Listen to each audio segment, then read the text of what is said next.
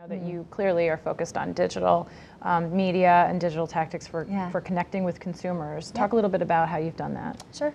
Well, I think there's different layers to digital, right? So when I think about what do we need to do on our digital journey at Citi, I think about different things. First of all, we have to be a digital company. And there's a lot of things about how we develop, how we have our analytical environment, our content management systems, our capabilities that we really overhauled in not just in the US, but in the 40 countries around the world where we have a consumer presence. That's profound shifts, you know, changing the way we think about data, how we measure effectiveness. That's critical, I think, to great digital companies. The way we work, you know, simple things like working in Agile with our tech partners, where we're releasing code, you know, we're developing code and putting the bow on it every 2 weeks. It's not the way a normal financial service company does things. So there's a lot of foundational things. The next thing I think about is we have to have great experience, great capabilities, whether it's our mobile banking, tablet banking, internet experience. It's got to be fantastic.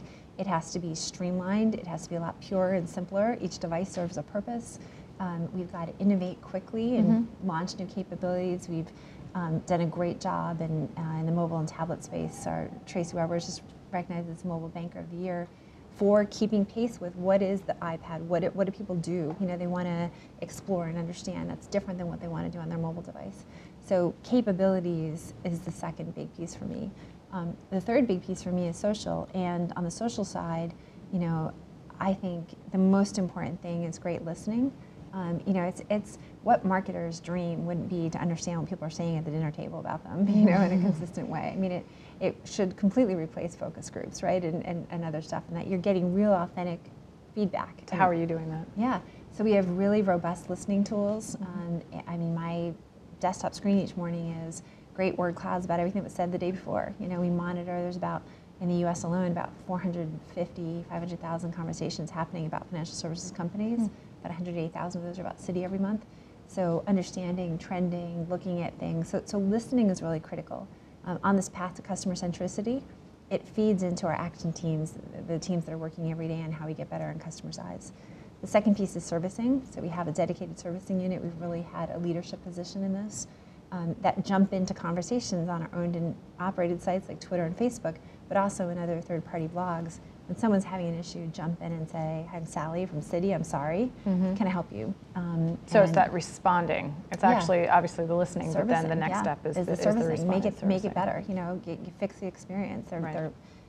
That's critical. And then the last thing for me is engaging in marketing in the social space. And there I think you have to have assets that are inherently social, that are really strategic to you.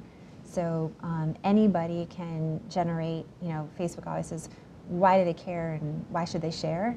And I always add, and why is it important to our P&L, right? So some combination of that, I think, creates a great social marketing program. So we've been focused on things like thank you points pooling. Thank you is our premier rewards card. It's great, you and I can go on, we can jump on Facebook, we both want to go to a concert. You have more points than I do. If we pool our points, we can go together. Or we can pool our points and buy our mom a gift for her anniversary. So it's inherently social, it's a strategic asset to us, and it's inherently shareable. So we've been very focused on the social marketing side and engaging side and really thinking through that aspect and also bringing content to where people are. The last piece when I think about the digital revolution is digital marketing, and whether it's our brand marketing efforts and matching where consumers are with our media buying, and we're doing that in a much more focused way. We really have narrowed the publishers that we work with so that we can have more extensive relationships. And what insights along those lines are you noticing and paying attention to? Yeah, so I think that perhaps a few things most profoundly. One, the blurring of lines between traditional metrics of effectiveness and digital metrics of effectiveness is really critical. So, you know, we're doing just a much better job of saying if we have a through-the-line campaign, the role that TV plays is going to be very different than the role that maybe what we're doing on Facebook, which is going to be different than, you know, we really focus on 25 top publishers and concentrate most of our media spend digitally with them.